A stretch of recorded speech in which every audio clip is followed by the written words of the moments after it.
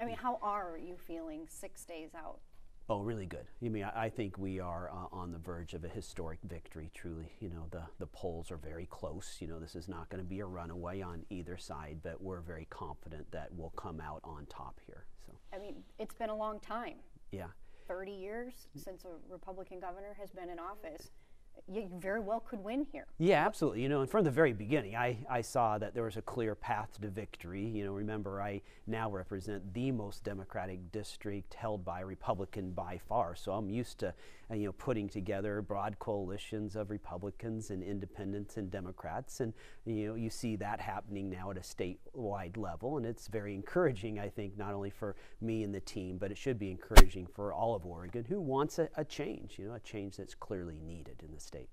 As somebody who is more moderate, or who people have said doesn't even act Republican, frankly, sometimes, how do you reach across the aisle to work with Democrats but also appease the more staunch Republicans here in Oregon? Sure. Well, I'm fiercely independent. You know, I take it issue by issue. I reject those narrow partisan labels that I think just increasingly divide us and don't define many of us. And that's my reputation in the legislature, of being able to be an independent-minded leader that forms a bipartisan coalition to solve these big problems facing the state. And with the Democratic Assembly, likely, is that sort of your same theory going in? Same exact approach, and I've been able to do that, you know, and pass groundbreaking legislation, being even in a minority position in the legislature. You know, I wrote and passed the bill, for example, that allows women in Oregon to have access to birth control over the counter. I've written 3 bills dealing with the opioid crisis, really an epidemic of astounding proportions, and that's the approach I will continue to use as Oregon's next governor. Let's talk money, because here we are 6 days out, and the airwaves are absolutely saturated with ads. Yeah. And you've gotten some large contributions and have money in the bank. Where is that going? Is it to more ads in an already saturated market? Where are you spending that money? Yeah, most of our campaign dollars all along has gone to communicating with voters, you know, just not on TV, but radio and face-to-face, knocking on doors. And I feel it's important to get out in front of people from all walks of life, and that's what we've been doing on our tour of Oregon. You know, 9 counties in just a few days. And it's important to me that I listen to learn. My dad growing up was a proud Navy guy and a butcher, and for whatever reason, from the time I was a little kid, he always said, Knute, you need to listen to a lot of people, because you can learn something from anyone, and that's really what I've been doing the last 6 months. And I think that's interesting, because maybe some people who don't know you, or who only are listening to certain areas, see somebody who's made money, both professionally and personally. You're a surgeon. I mean, but you do have some humble beginnings.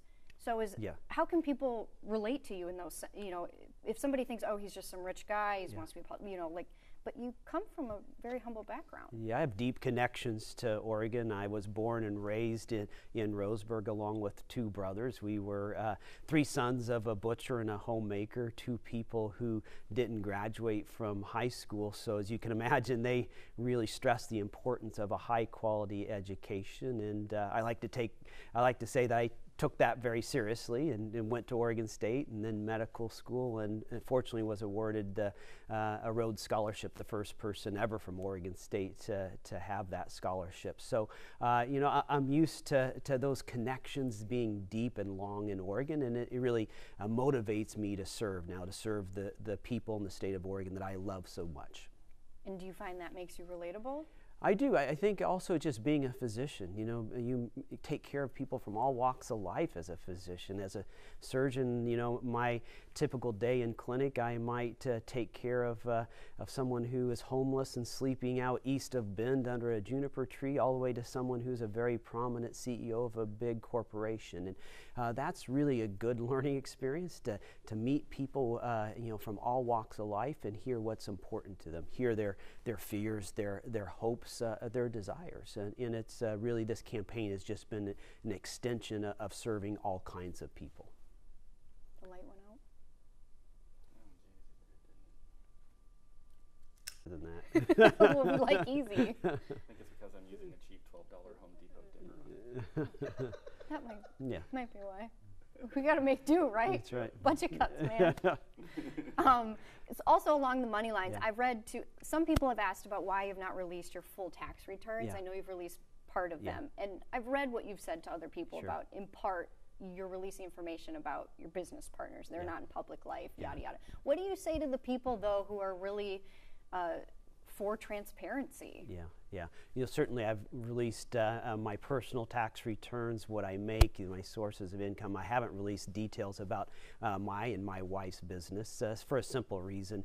The people who are business partners, they didn't sign up for this public life and this disclosure. And people who are concerned about transparency, they should ask Governor Brown why she's hiding so much of the public's information. For example, with regards to releasing the scorecards with regards to our school, or even what her upcoming legislative agenda is. Governor Brown's been talking a lot about all the new programs, but what she's been silent on and now hiding is how she's going to pay for it. That's the kind of transparency that Oregon voters need to be concerned about. But if people are wondering how your income might shape, say, tax policy or things like that in the state, and they want to see all of that, Yeah. what do you say to them? Well, certainly, not only in addition to my tax returns, we have a 10-page statement of economic interest that all public officials have to disclose. So all my businesses are listed there, all my investments, all the property I own. So there's a lot of disclosure in Oregon. So anyone interested in that information, it's on the website at the Secretary of State's office. I want to touch also on the synagogue shooting Yeah. from last weekend. The president has said some nice things. He's showing up to where there were also protests in that area for him being there. Yeah. What do you think he can, or is there anything he should be doing besides that to sort of help relieve people's anger and fear right now? Yeah, look, we have way too much political divisiveness in this country from all spheres, and the president many times exacerbates that. It's not the leadership style that I will show or the leadership style I believe in. True leaders unite people. They build bridges and not walls, and I'm that kind of leader who will unite people around big, important goals with visions to really turn Oregon around, to deal with our failing school systems, to take care of vulnerable foster kids, to deal with the homeless crisis. Those issues in Oregon are crying out for leadership that will unite people around big, important goals to solve. What do you think has been the number one issue that you've heard from people while you've been out campaigning? Yeah, the number one issue over and over again is education. It's the single biggest failure of Governor Brown's time in office is not dealing with our underperforming schools. We have a classroom funding crisis. We have a graduation crisis. And Governor Brown really has failed to lead on this issue, has not been willing to take on very powerful special interests to believe in the status quo. I happen to reject the status quo. I think Oregon kids need and deserve a lot better schools than what they're having now. And the opportunity is wonderful. We have record revenues right now. Unfortunately, those dollars aren't getting to kids. They're not getting to teachers and are not getting into classroom learning. I will lead on this issue where clearly Governor Brown has failed. I know your mind might not be there quite yet, but do you know, or can you think of what might be the first thing you'll do if you're elected? Yeah. I mean, you're going to hit the ground running? Absolutely. I'm a change agent. I don't believe in the status quo. My very first day in office, when I am Oregon's next governor, in the morning I'm going to name a chief homelessness solution officer. We need to deal with this humanitarian crisis and have a single person who's accountable for helping fix it. And then the afternoon, I'm going to reorganize the leadership of the Oregon Department of Education, an agency that has been badly underperforming for way too long. We have some of the worst schools in the nation. And of course, there's good schools and excellent examples in Oregon, but overall, when you look at Oregon schools, we're in the bottom 5 in the nation. My vision and what I'll empower that leadership to do is to turn Oregon schools from the bottom 5 to the top 5 in 5 years. And that's the type of leadership that Oregonians are hungry for right now. Well, and frankly, that ranking has been before Governor Brown was in charge. And certainly not, and gotten no better under Governor Brown. 4 years at a time of record revenue. So it's even more frustrating when we've never, a governor has never had more dollars to spend on improving our schools, and we're not showing any forward progress. Still the third worst graduation rate in the nation, one of the shortest school years, and test scores that are still flat, not improving whatsoever. I'll be a governor who turns this around. Anything, Robert? Anything else that you want to talk about or touch on? Homelessness, is an issue that a lot of people are interested in. It's very concerning. And I would say too, this is always a city issue. Yeah. This has now become a state issue that I don't know, and folks who've been here longer than I have who don't remember it ever being an issue, especially within a gubernatorial race. Well, it's become a humanitarian crisis. That's why all the attention it should be. It's not only a humanitarian crisis, but it's a public health and increasingly a public safety crisis. And it's gotten a lot worse under Governor Brown. Just last month, we were named number one in the entire nation for the number of homeless youth.